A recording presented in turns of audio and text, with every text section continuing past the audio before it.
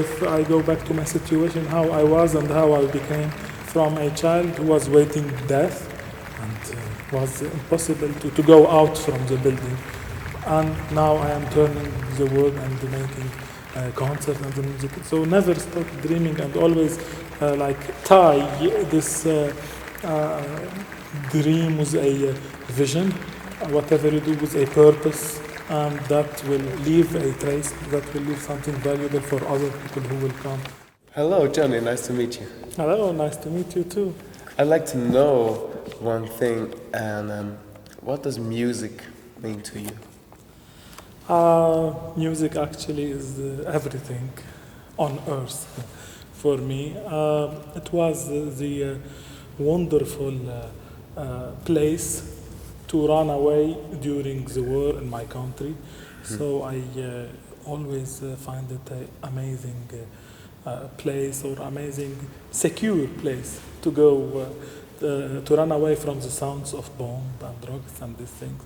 That's why since that time, childhood time, it took a big place in my heart. And it gave also my music let's say more value, because now I have been teaching also piano for 10 years in the conservatory, and I see like in our days when it was really difficult and to play music and to study, how much it was valuable wherever we can get the instrument and play. Now when everyone have everything, it's peace and everything, so they don't appreciate the value of what they have.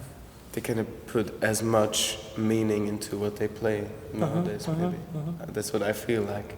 It's like often the songs that I hear played on the radio, maybe, it's just for me, it's like, okay, this song was just written for the purpose of being written, you know? Yeah, it's not like connected to an event or a dream or a vision, something like that. And yeah, exactly.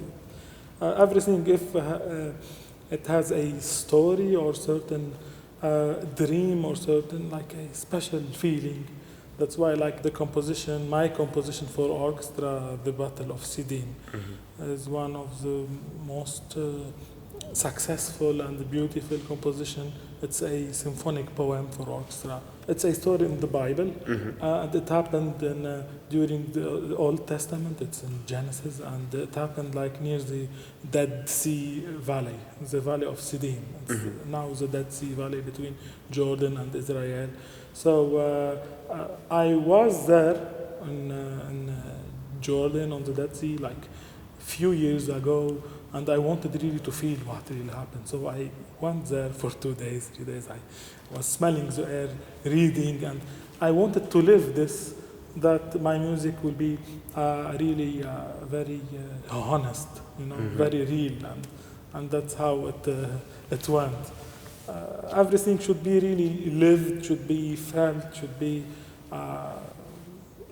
really, I don't know how to say it, but should have a purpose. Yeah, should have a purpose, not just for the sake of composition. What was the very first song or the very first piece of music that you wrote? The name is like Parole des instruments, like the word of the music, the word of the instrument. I was very little when I composed it, maybe 12 years old. Simple thing, but it was one of my first compositions. If you still remember the song, maybe you could play it on the piano. Maybe yes, some of. That'd be really cool. That's the thing I remember.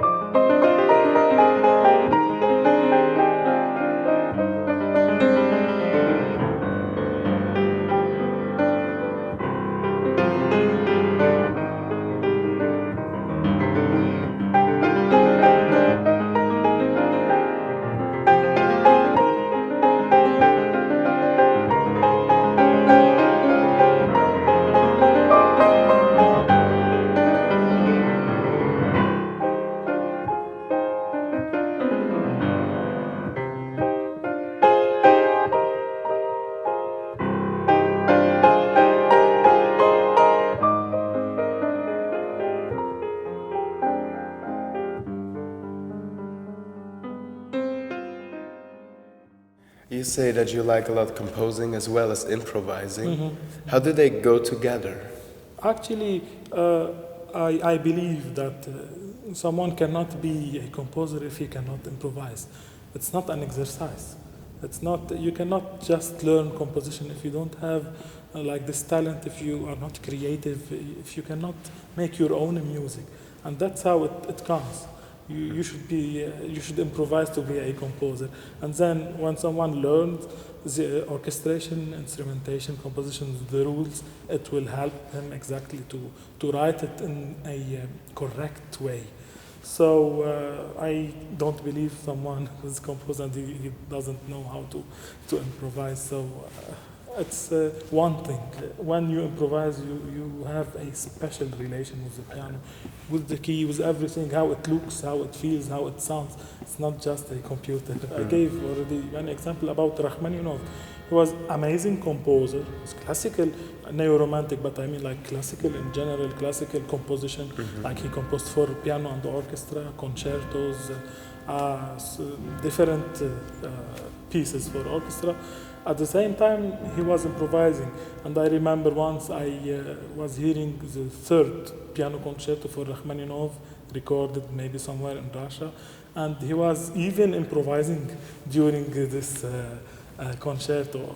This is amazing when the pianist is really understanding what he is doing, just not enjoying the music as playing, also like understanding how he is moving, everything. You say that you prefer to compose neo-romantic music. Yes. This is the style I am composing. It's like neo-romantic with some modern sounds, and like, but not really like the contemporary music. I don't really like it, but I studied, and when I won like the first prize, it was contemporary music in France. But I always feel that for everyone, we should always keep some beauty. That's what the people will remember. If you, they could be like astonished from some techniques and everything, but the only thing that can stay with them is like this, that beautiful theme, this beautiful music.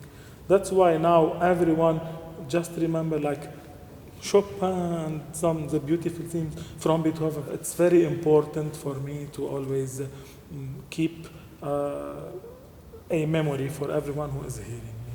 It's not just to impress them in some technique, but they should love my music.